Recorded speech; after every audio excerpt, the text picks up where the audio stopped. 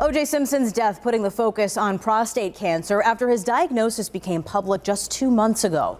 We know about 1 in 8 men will be diagnosed with prostate cancer at some point in his life. For Black men, that increases to 1 in 6 men, making them 1.7 times more likely to develop the disease. Now, prostate cancer is the most common cancer among men in New York State, not including skin cancer. Each year, the Empire State, about 14,000 men are diagnosed with prostate cancer and 1,700 men die of the disease.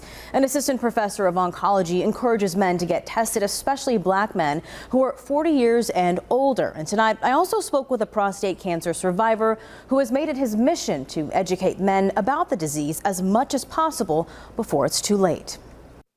77-year-old Bill Krellner recalls when he was diagnosed with prostate cancer, though him learning about his diagnosis didn't start with a prostate exam. I had a stroke on Dingus Day. It was 2005. When he had his stroke, he was taken to the hospital. He was in there for 8 days, lost sight in one eye, and couldn't keep his balance. Test, one of them being a PSA test for prostate cancer, prostate-specific antigen.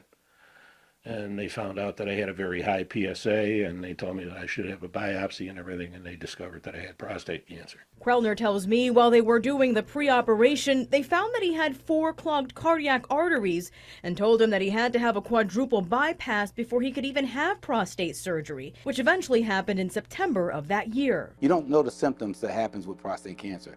That's what hurts us a lot, is that you can look at it and you have frequent urination, but you'll say, well, I can have a bladder infection or I can have a urinary infection or something like that. But that could be one of the signs that you're starting to develop prostate cancer. Dr. Adam Sunland is an assistant professor of oncology at Roswell Park. He says once you have noticed something different in your body, then the best thing to do is check with your primary doctor and oncologist. The longer you wait, the worse it'll be for you.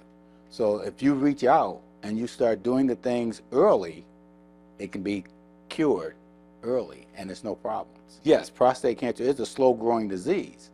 However, it starts metastasizing to the bone, then it goes to other areas. He also encourages men to get a second opinion. And there's several treatments that's out there right now that, you know, we have the radiation, we have hormonal therapy, we have radical prostatectomies, we have CyberKnife, there's so many things that that will gear just for you. In the meantime, Krellner is taking his experience and sharing it with his peers as a support group leader for Us Two of Western New York, which takes place at the VA Medical Center on Bailey Avenue. I felt I owed that to somebody. Somebody who looked after me and kept me going, and I felt that I had to give something back. And he's been doing this since 2008. Anyone can come into the free meetings. They take place every first Tuesday of every month at the VA from 7 to 9 p.m. They're open to anybody. You can bring your girlfriend, your wife, your significant other, whatever you want to bring. And we welcome the ladies because, you know, when guys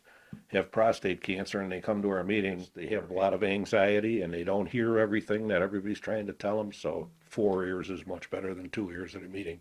Now, there are some events happening in the Buffalo area to promote prostate cancer awareness. Now, the most recent one is happening in mid-May in partnership with the Buffalo Sabres at KeyBank Center. Now, you can find the full list on WKBW.com.